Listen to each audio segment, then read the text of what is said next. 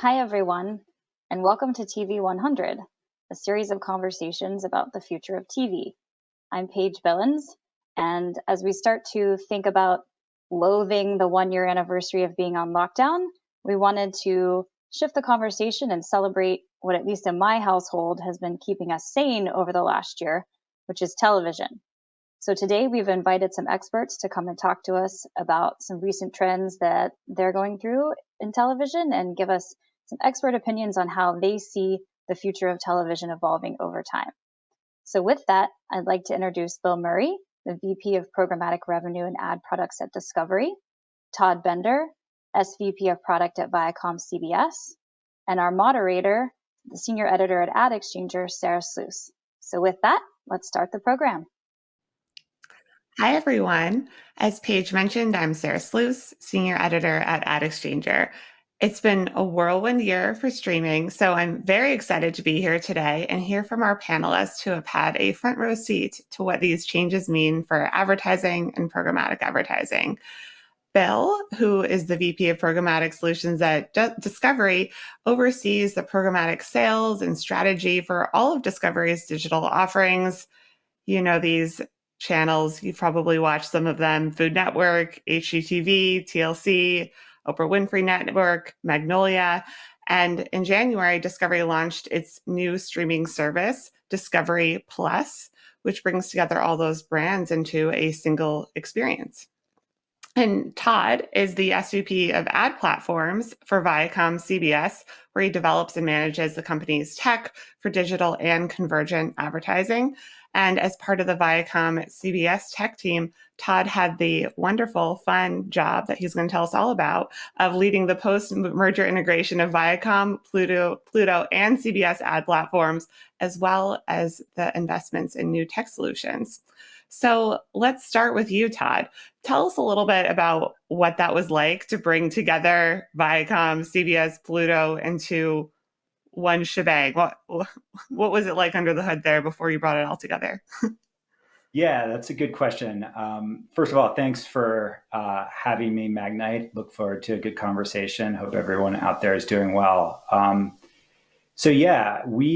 The merger of Viacom and CBS closed in December of last year, and a year before that, Viacom had acquired Pluto TV, an ad-supported streaming service that's growing like a weed. And so we've been really working incredibly hard over the past more than a year to integrate everything from a technology perspective into a single holistic platform. And the way that we go to market is under the banner of something called IQ, which is really an advertiser's way of connecting into Viacom CBS. And it's over 50 million monthly uniques in premium full episode video. And that's across our entire portfolio, whether it's Pluto TV or Paramount Plus, which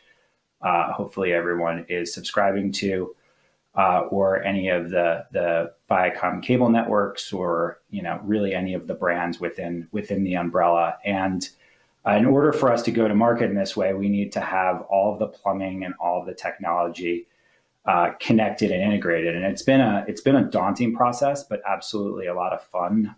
We had the benefit of being able to look across the three legacy companies and really pick out the best and most innovative bits and use those as almost Lego pieces to kind of create something brand new. And I think it's also given us a great opportunity to invest. Obviously the market has been changing a lot. There's been a lot of development and things over the past several years, and it's a great time to be able to go back and really start with a clean sheet of paper in certain areas. Getting back to IQ, the whole idea there is to give an advertiser the ability to manage things like reach and frequency in a unified way across the portfolio. And that's a pretty hard technical challenge, and to be able to really, within the context of a big integration program, figure out a solution there with the best and latest capabilities has been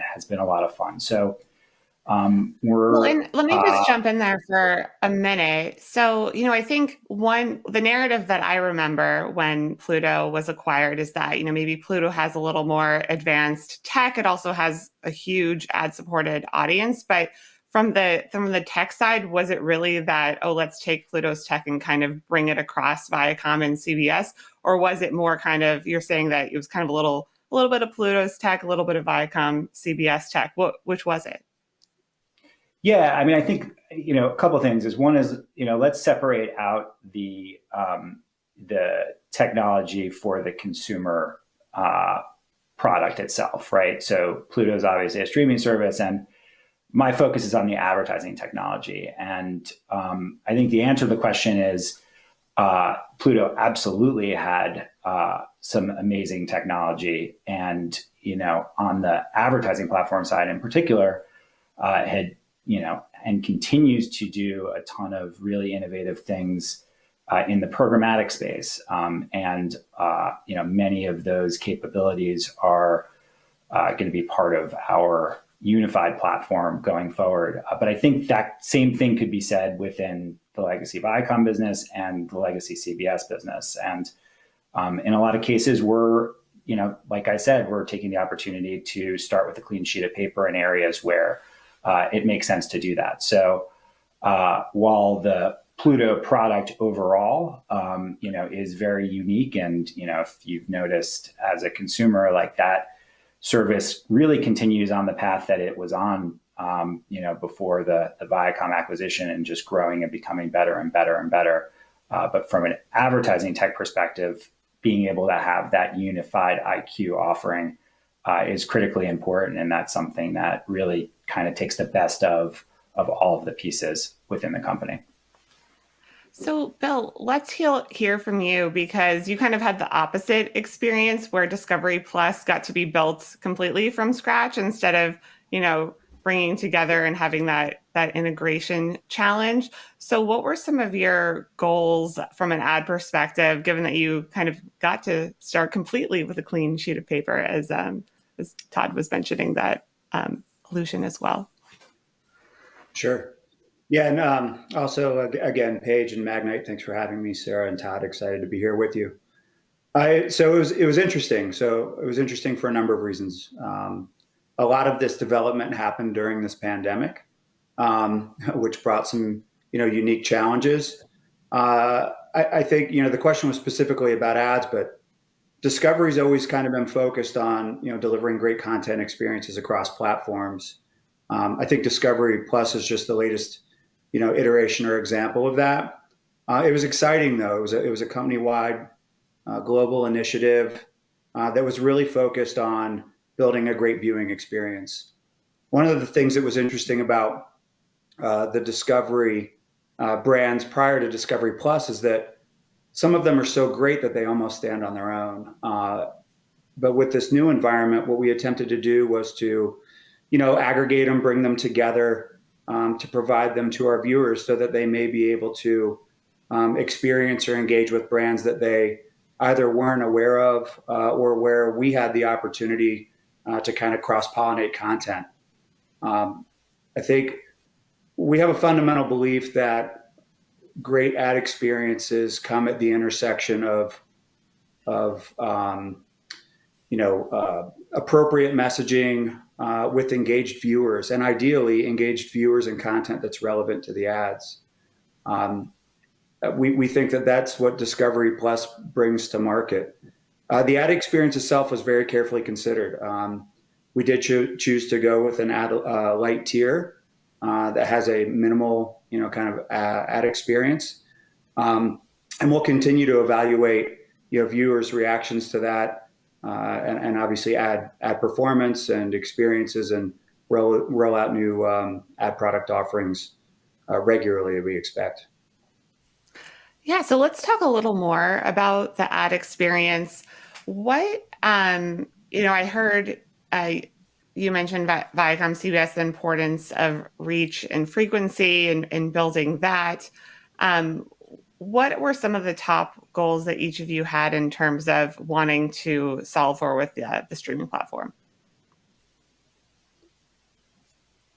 So I guess from Discovery standpoint, as Todd mentioned, and we've kind of been through this. So with the Discovery acquisition of Scripps, which was about 3 years ago, we did go through the process of trying to consolidate onto a single ad platform and be able to provide marketers with advertising opportunities that could extend across brands. So we extended that into this. I think really what our goals are with this are, again, to gain access to incremental reach, encourage our users to consume our content on whatever platform they're interested in doing so. And yeah, I think, and maybe we'll get to this a little more, later in the conversation, but really leverage this as an innovative platform. Try to take advantage of the large screen that we're able to, interact with our viewers on, but with some of the advancements that we've maybe taken for granted a bit in like the display world, and apply those over here with some of the television nuances. And Bill, you were mentioning the challenges of, doing all of this in the midst of a pandemic. We all know people have been spending a lot of time on their couches being safe and watching lots of TV. What have each of you guys seen in terms of behavior that's clearly, that pandemic surge that everyone's been talking about? Any kind of interesting anecdotes there?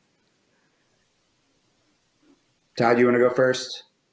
Yeah, I think you can see, obviously, that, there is a lot of TV viewing going on. And, I think it's been super exciting from a ViacomCBS perspective, everything from, the Super Bowl and, the Oprah interview that just happened on CBS, and our launch of Paramount Plus. It's been definitely exciting times with everything that's been going on. So hopefully that will continue as we head into the summer here. Is Programmatic getting more? Oh, wait, you go. You give your anecdote first, sure. And then I'll ask my next question. Yeah. I was just going to add. It was the pandemic. It was an election cycle. It was just, there was a lot going on in the world. The news. People were looking for escapes, and I think what we saw was that a lot of people leveraged our programming to escape and focus on the things that they enjoy doing. Particularly on HGTV, people were spending so much time at home, doing projects around the house that they'd likely neglected for a while because of travel and everything everybody gets involved in. So it was a really interesting time. And I think that it brought our viewers closer to the brands that we support. And on the programmer side, your streaming platforms had been in the works well before the pandemic. But I'm wondering if you guys, I don't know, is programmatic streaming getting a little more respect maybe than it might have before, either from buyers or just even internally, because just the idea of streaming has become elevated so much more? Yeah, absolutely, for Discovery. I mean, it's part of every conversation at this point. The marketers are interested in it. The agencies are, prioritizing it. I've been fortunate, given that I am responsible for a lot of what we do programmatically. We've had kind of executive level support of this transaction type for a long time. And so Discovery has fully embraced it. We're excited to see that the advertising community is starting to leverage it as a complementary, again, transaction type to a lot of what they're already doing. Yeah, I would echo that. I mean, I think, from our perspective, it's really always felt like, a first-class citizen. And, I think, everything that Bill said. I think, this is really all TV, to sort of nod to the theme of this event. And, with all the growth that's happening from a consumer perspective, and, our continued ability technologically, whether it's with programmatic or other advanced capabilities, I think, obviously as an advertising vehicle, sky's the limit. And I would just, continue to expect tons of momentum and energy in this area. So both of you have brought up the ad experience and the consumer experience, and we've come so far since the days where buffering was the norm. I remember those days almost fondly at this point. But so we've come so far, but there's still more things that need to be solved for, technical hiccups that people run into, things that buyers really want. If you were to stand on your soapbox, what's the one thing that you feel like is most critical to be solved for or improved to make streaming ads that much better? Anyone want to grab this first? Todd? Yeah, I mean, I think whether it's the most important thing to solve, I'm not really sure, but I think, the thing that I would sort of emphasize is how critical it is that, an investment is made. When we think about this environment, there's just an incredible amount of complexity that I'm not sure is always appreciated. Like if you look at ViacomCBS, for example, and you take Paramount Plus, right? So that's a subscription service, and there's an ad-supported component to that. And technically, you look at how that's distributed across the enormous range of different platforms, and then there's within our portfolio, you've got Pluto, which is an entirely different service, and then you have each of the brands individually with different apps and ways for consumers to interact. And then we distribute our programming through all of platforms, whether it's Hulu or the cable companies. And so from an advertising perspective, when you look at this enormous tapestry, it's technically just a massively challenging problem to solve in being able to deliver really a TV quality ad experience, and everything that advertisers expect and need from their partners. And really the only way to do that well is to just invest in a lot of the things that, I think don't come across as necessarily exciting, that most people don't really spend a lot of time thinking about. But without, really doing the boring work to have the plumbing all there, it's not going to work. And you're going to kind of get the old school experience, Sarah, that you mentioned, where the ads are buffering and it's not good for consumers, it's not good for advertisers, and it's a bad scene. So I just think that I think everybody really underappreciates the technological complexity that really exists, and it just takes a lot of time and effort to get that right. And that's something that we're very committed to from a ViacomCBS perspective. And I think across the industry, you're seeing, pretty much when you look at the major players, there is a great amount of progress being made. So complexity and fragmentation are the problems, and investing ad dollars and investing in plumbing is the solution. What would you add to that, Bill? Yeah, great points made by Todd. I'll approach it maybe more from the sales side of this.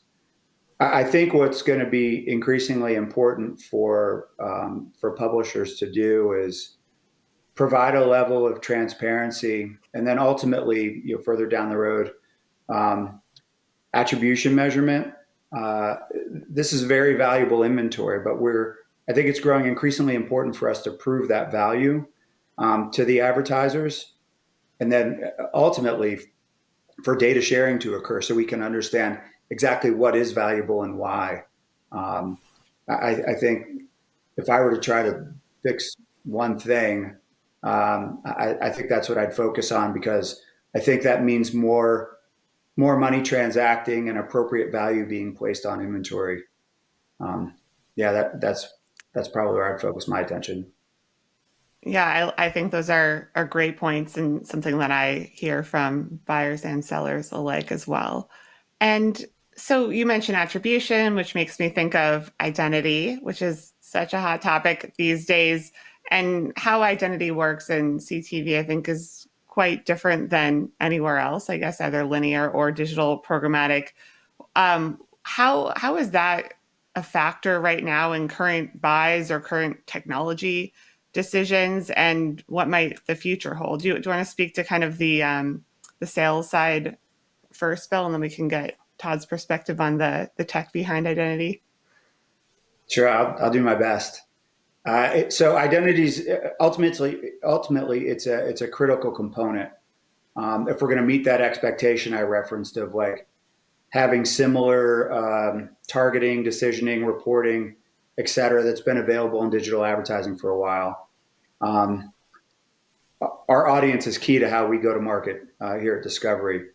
I think what's interesting is that right now what the buyers are asking for, so current state, the audience that the Discovery viewers represent, combined with the quality content of the content that we have, we feel like that's actually lining up pretty well with what advertisers are looking for. But as it exists today, there's a trade-off between either leveraging a Discovery data set or a third-party identity data set for targeting.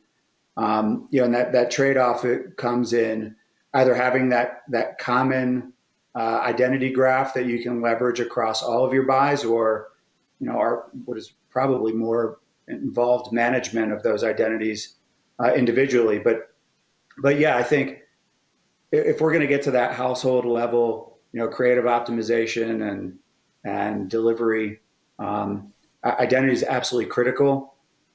I have no idea how any of it's going to play out, but I feel like at some point there has to be I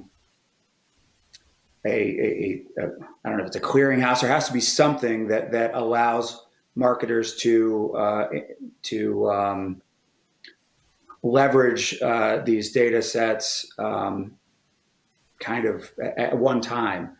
I mean, that's the promise of programmatic, right? Is the ability to manage multiple transactions and decisions that humans can't easily.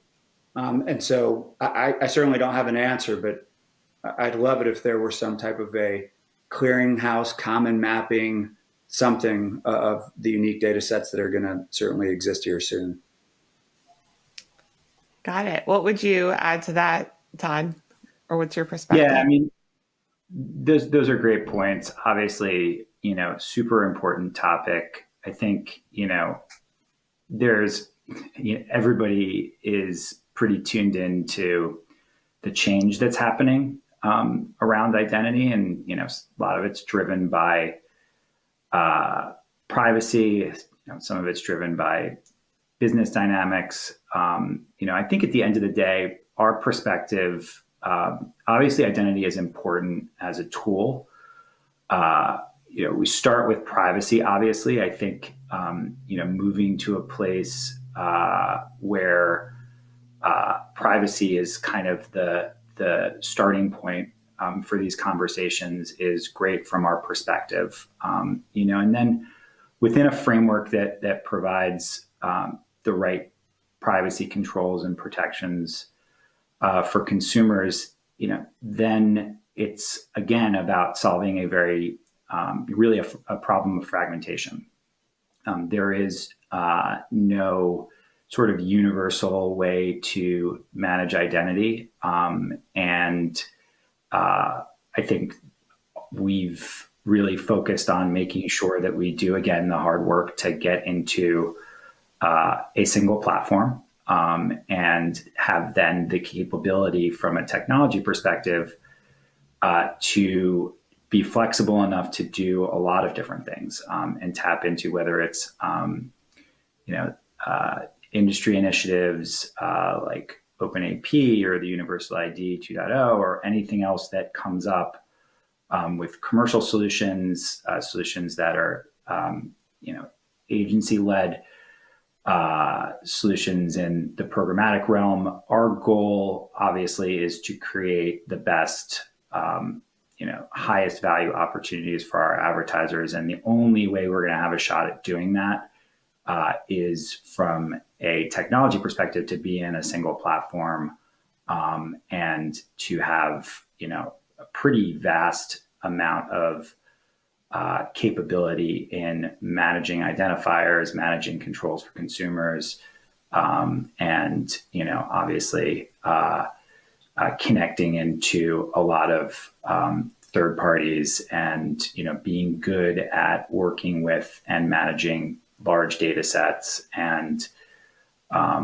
being able to stitch everything together and solve that very hairy problem of fragmentation. And if I think, on the linear side, there's no direct relationship with consumers. Interestingly, with Paramount Plus, or the CBS All Access, all of that, you're starting to get that direct relationship with consumers. How top of mind is that for you guys? That okay, I might ask someone to log in here, whereas on the cable side, I have to partner with someone to get that data to make my inventory addressable. Yeah, that's a great question, and I think we have had obviously Paramount Plus is a great example. So obviously that's our direct consumer focus, and that with those consumer relationships we have known identity, which is incredibly important. So obviously that is and will continue to be an area of emphasis. The other thing that you mentioned, just in terms of partnerships, has been and will again continue to be a huge emphasis for us. I mean, we've been very aggressive in our partnerships with the cable companies and lighting up a very significant amount of national linear addressable opportunities. We've been very aggressive with data sharing partnerships in those relationships as well. And, I think at the end of the day, we're looking at, again, a very vast footprint where we're going to get video consumption in a lot of places where we're not necessarily looking at a subscriber, with our distribution partners where we don't even control necessarily the endpoint. So known identity isn't going to be the silver bullet that solves everything for us, as important as it is. So we need to be able to flex in a ton of different directions to solve this problem. I think ViacomCBS has been very, very aggressive and active in this area in terms of the partnerships and the technology investments in order to do that, pull together really in the context of our offering to advertisers, a huge footprint of addressable and a footprint where you've got capabilities for advanced analysis.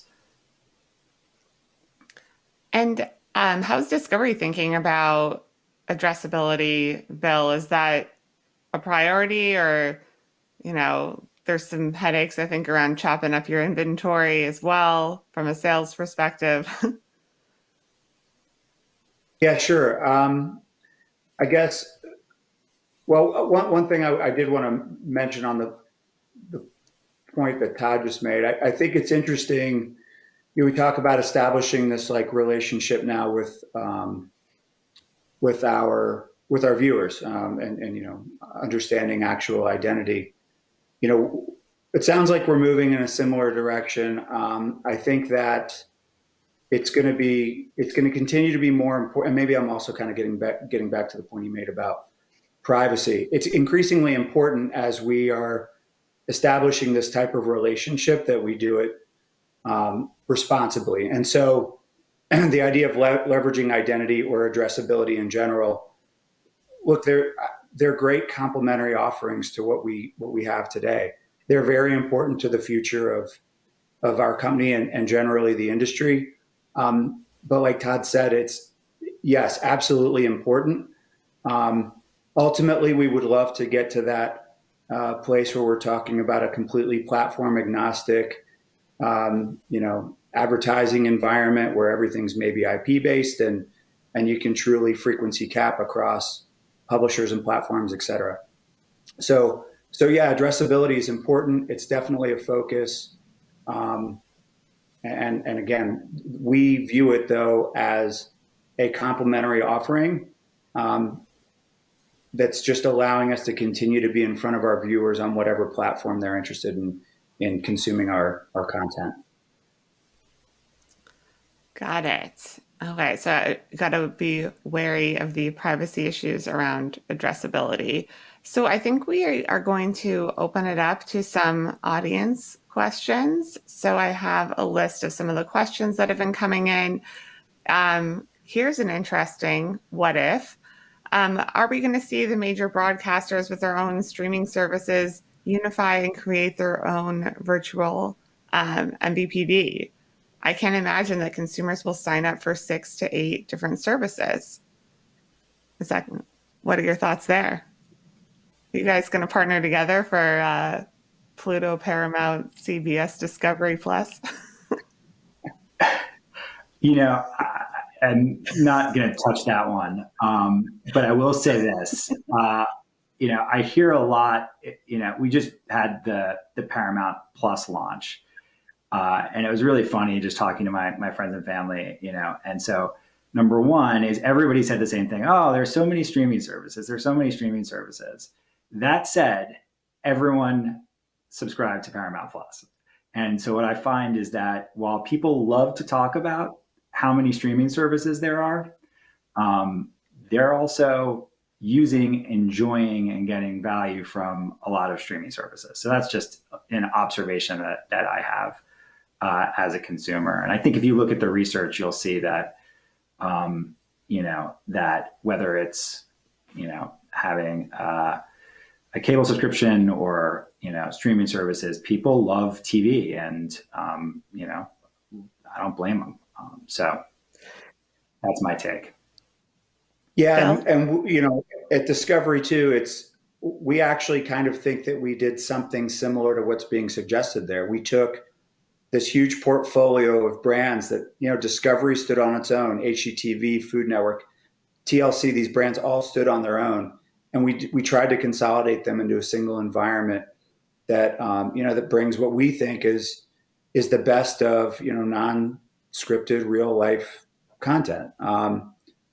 It's a very interesting idea, but similarly with just launching Discovery Plus in January, we're still trying to work through this and make sure that we're optimizing the viewing environment, optimizing the ad experience, and we'll see where it goes from there.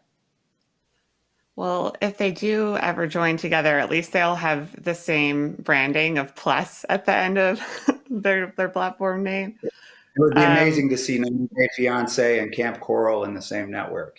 It would be amazing. I love it. Kumbaya. So we have a question that just came in. You guys both talked a little bit about innovation. This person wants to hear more. So can you share some of the latest innovative formats that might be on the horizon or that you're just kind of testing out right now?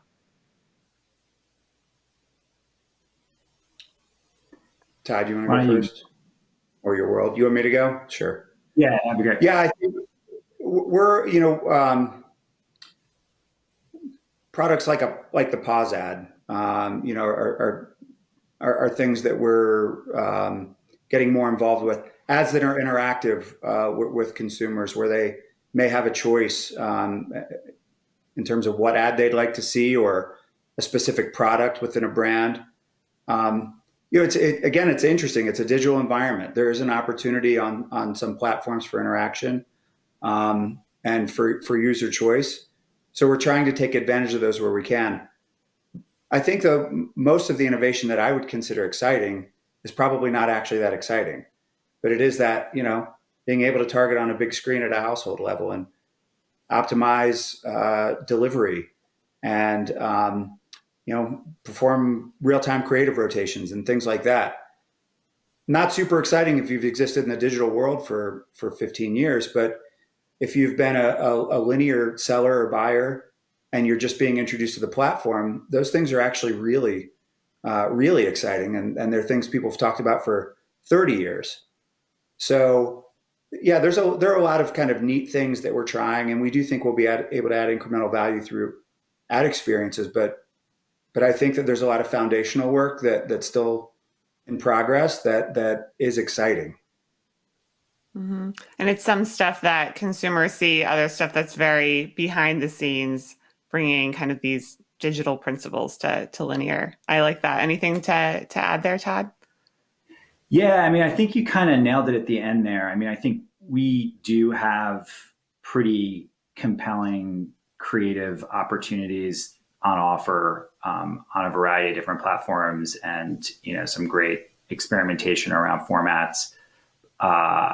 Given where we are right now, I think I would just echo what you guys were saying in that, like, a lot of the focus and a lot of the innovation, frankly, is around being able to scale this offering and bring something that in our case to 50 million people each month, where they're getting TV quality experience no matter what device they're on, no matter what brand they're engaging with, no matter what product they're within, and orchestrate and coordinate it, provide targeting, advanced analytics.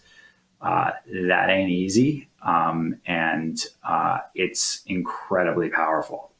So from an advertiser's perspective, in terms of hitting their objectives, TV is super powerful. So I think a lot of the innovation, is again in the way that we're able to do this and bring this scale to the forefront against a very technically complex and from just a very complex environment. So I think that's where I'm seeing a lot of innovation, and I think that it's a good story, but it's a little bit more of a quiet story.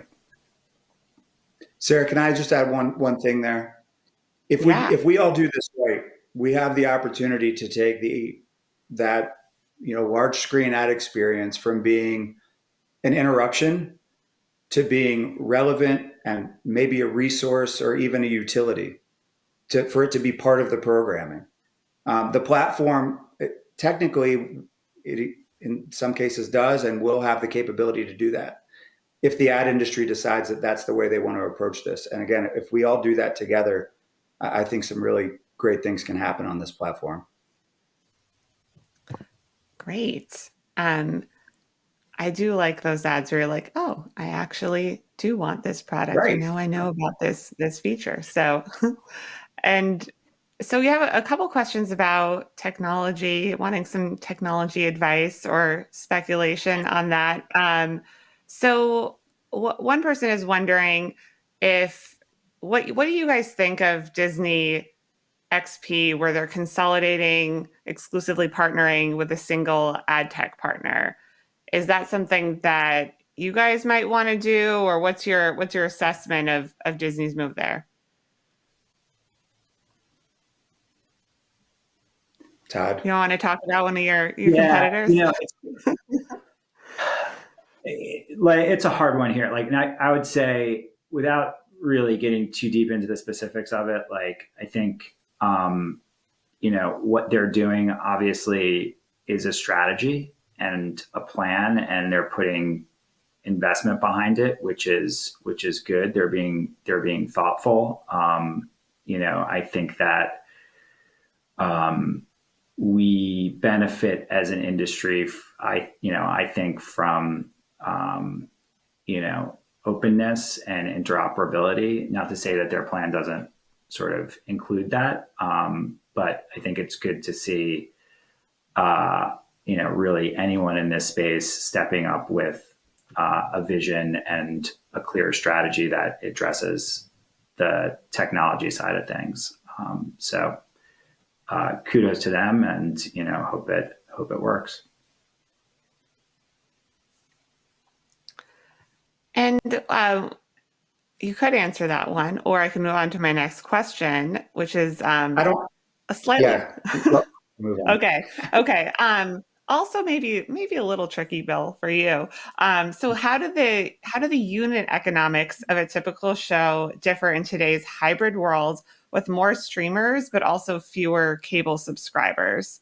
Curious to hear thoughts on if a D2C subscription offering upside offsets the pressure of cord cutting on affiliate revenues. So, how's that for a technical economics question? Yeah, that's for somebody who majored in environmental sciences. That's a challenging one. No, it is. Yeah, look, there's a trade-off. But again, and we feel like the investments that we're making in these new hybrid or subscription model platforms are important. For us, it is what is paramount is for us to, again, be in front of these users and give them the options to view on whatever platform that they'd like.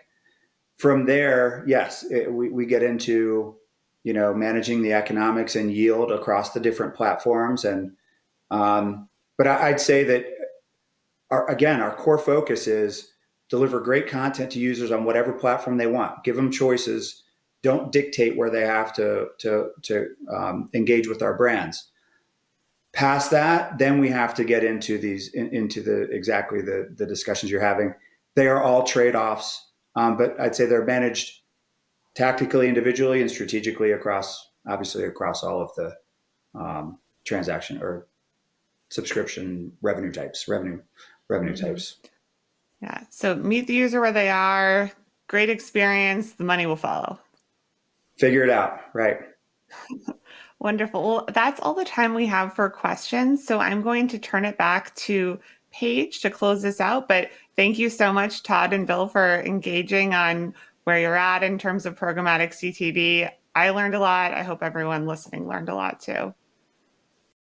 Thank you, Sarah, and thank you, Bill and Todd, for taking the time to sit down with us and talk about all the great things that Discovery and ViacomCBS are doing and getting us excited about how much money I'm probably going to be spending when that targeted advertising does get more proliferated into the CTV space. So please look for an invite for our next TV100 series in May, which will be a conversation about how to continue to unlock the $70 billion in linear advertising spend to move over to CTV budgets. So thank you again for everyone for joining us for the first TV100 conversation, and we look forward to seeing you in May.